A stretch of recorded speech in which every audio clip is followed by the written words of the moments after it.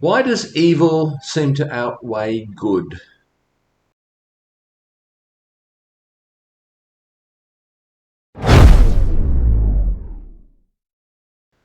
What is it about our understanding of good and evil, or right and wrong, however you want to frame that gives so much more weight to evil than to good?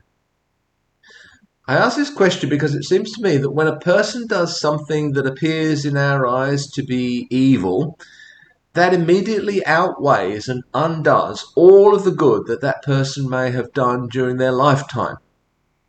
And it will continue to outweigh any good that they subsequently do as well.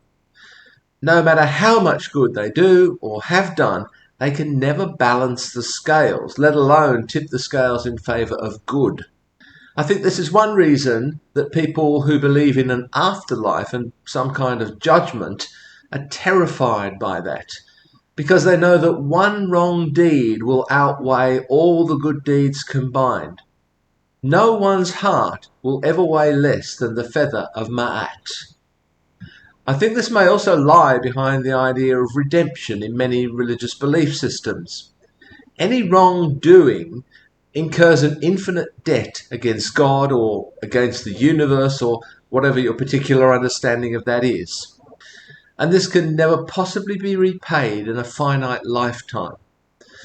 Even a finite evil incurs an infinite penalty, such as burning in hell for eternity. Only a divine intervention could possibly fix this. An infinite being is required to repay this infinite debt. I suspect all of us have, whether consciously or not, something in mind that we would regard as the unforgivable sin. Of course, if a person jaywalks or shoplifts, we won't necessarily regard those sins as unforgivable. We may not even articulate for ourselves before the fact what would constitute this unforgivable sin, but we probably know when the line has been crossed. It must be said that the God of Adam and Eve seems to have set a very low bar. At what height is our bar set? We may know someone personally, or we may hear about this in the life of a celebrity. One day they do something that, as far as we're concerned, crosses that line. Nothing they've done before or will do in the future will ever tip the balance back in their favour. For us, they become persona non grata. In effect, we cancel them, whether or not anyone else or society as a whole does. They have become, at least for us, irredeemable. Someone wrote in a comment on one of my videos, this was Alan7480, in many ways you come to terms with your own flaws and you can see others as more human regardless. But you do realise your own sense of what is just, what can be forgiven and what cannot be. I will not forgive those that made victims of others. I think that is arrogant. I can forgive certain bad behaviours, but there is an event horizon that cannot be crossed. They can work until the end of their life in redemption and never be redeemed. But why should they be if they did unforgivable things to their victims? It's not up to me to forgive someone for something they've done to someone else. I would argue that that's not up to God either. But can I forgive something that someone has done to me? And if another victim forgives their perpetrator, can I then also forgive that perpetrator? But what do we mean by redemption here anyway? Certainly this shouldn't mean that in some way the evil they've done is undone. It's not wiped from their record. But then, should the good that they've done be wiped from their record? Or can no good ever be quite as good as evil can be evil? In other words, we're back to the fact that somehow evil is always heavier than good is light. It seems to me that this kind of question is at the heart of Victor Hugo's Les Miserables. Jean Valjean tries to make up for his past wrongdoings by the subsequent good deeds that he does. His good deeds are a kind of expiation for his wrong deeds. Javert, on the other hand, the policeman who relentlessly pursues him throughout the book, believes that there's no room for transformation or redemption. A wolf is always a wolf, he says. and presumably therefore always was. Or would we argue that a good man can fall and become an evil man, but an evil man can't rise and become a good man? Again, it seems that evil is heavier than good is light. Am I Javert, or am I the bishop from whom Jean Valjean steals the candlesticks early in the book? That bishop says to Jean Valjean, "Do not forget, never forget, that you have promised me to use this silver to become an honest man. Jean Valjean, my brother, you no longer belong to evil, but to good. It is your soul that I am buying for you.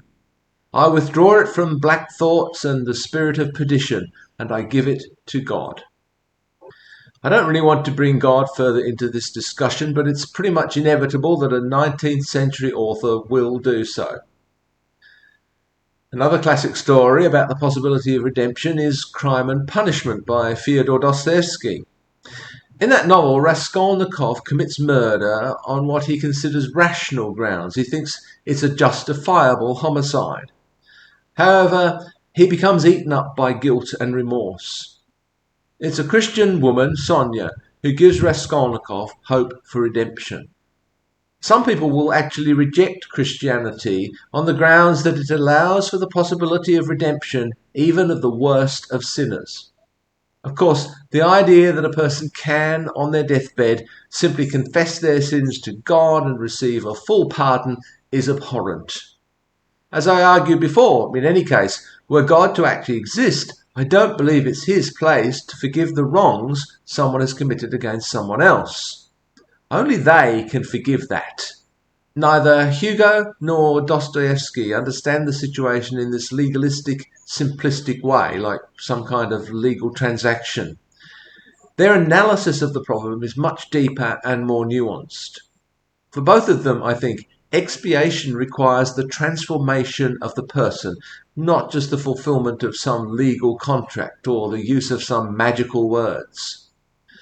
For all the bishop's references to God, his charge to Jean Valjean is become an honest man.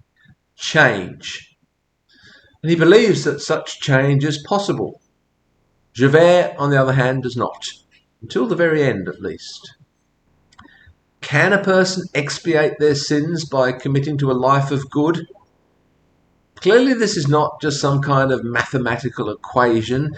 They're not trying to balance the ledger. If that's what they are trying to do, then that in itself would be morally dubious, it seems to me. But is there a genuine transformation? Can the leopard, in fact, change their spots? I'm not trying to answer these questions here. You can see, in fact, that I've formulated much of this discussion in terms of questions. These are not rhetorical. I don't assume the answers when I'm asking them. I haven't really answered these questions finally for myself. It took Hugo and Dostoevsky millions of words just to scratch the surface of these issues. I guess I'm going to have to keep on scratching a little bit longer.